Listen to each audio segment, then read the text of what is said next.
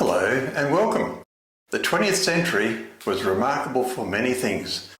This included air travel, which shrunk the world, booming global tourism and trade as never before. Exotic destinations enabled tourists to experience and witness lifestyles so different to their own. Then along came the COVID global pandemic in 2019, which forced communities to self-isolate to prevent the spread of the disease. As bad as the threat of catching COVID is, there has always been a risk of contracting a disease whilst visiting foreign lands. Communicable diseases leading to disability or death are more common than you think. The experienced traveller will research the places they wish to visit and take precautions. Preventative vaccinations, wearing mosquito repellent, and avoiding risky behaviour. Websites such as Australia's Smart Traveller are good research tools to assess risk. Enter the name of the country and it will advise current risks. Since COVID, most countries submit travellers to 14-day quarantine periods on entry as well as for testing them for COVID. We think this is unusual, but when animals are relocated, they are quarantined to protect against introducing diseases. In the days of sailing ships, the length of the voyage was a form of quarantine. During the voyage, it would become very obvious if the ship carried disease or not. In 1842, the ship Manlius arrived at Port Phillip in Victoria after yellow fever killed 61 of the 243 on board. The infamous fever ship Tyconroga sailed from Liverpool carrying 795 passengers bound for Port Phillip in Victoria. During the voyage, 100 died from typhus, more when forced to dock in quarantine on arrival.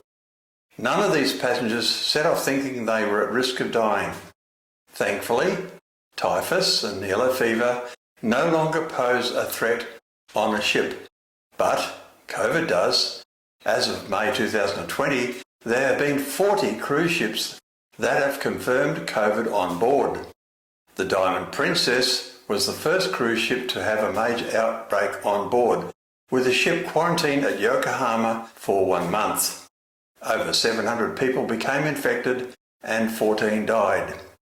When you are planning a holiday, do you give some thought to risks you might be taking? A country's state of health, or should I say ill health, can be measured against other countries. There is a map of the global distribution of disease burden known as Disability Adjusted Life Years, or DALY.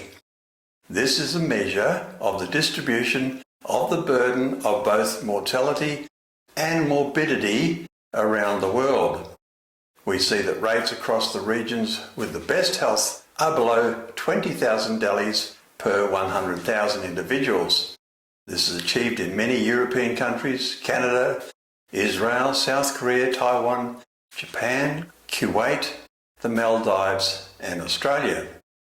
In the worst off regions, particularly in sub-Saharan Africa, the rate is higher than 80,000 DALYs per 100,000. This means that just 20% of those populations are fit.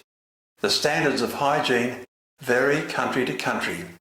You won't find many flushing toilets in third world countries. The sourcing and preparation of food may be such that you might catch intestinal worms or a bacterial infection that can lay you low. Even the ice in a drink served to you may be enough to cause grief. So here are a few risk countries you might not want to visit: Central African Republic, Lesotho, Mozambique, Democratic Republic of Congo, Côte d'Ivoire, South Sudan and Cameroon. No surprise, these are all located in sub-Saharan Africa, and also no surprise that all are desperately poor countries.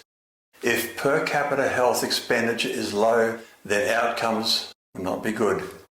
Yet, you would think that countries like the United States Norway and Switzerland, with a per capita expenditure over $9,000 per year per individual, would have achieved a burden reduction relative to other high-income nations. That they haven't is a poor reflection on their healthcare systems. Some countries, such as South Korea, have achieved one of the lowest rates of health burden with an expenditure of a modest $2,000 per individual. After having said all this, I don't want to put you off holidaying in exotic locations. Flying to places you haven't been before is a gift that should be used. Just do your homework beforehand and be prepared. Thank you for watching, and it would be great if you could subscribe, like and comment below.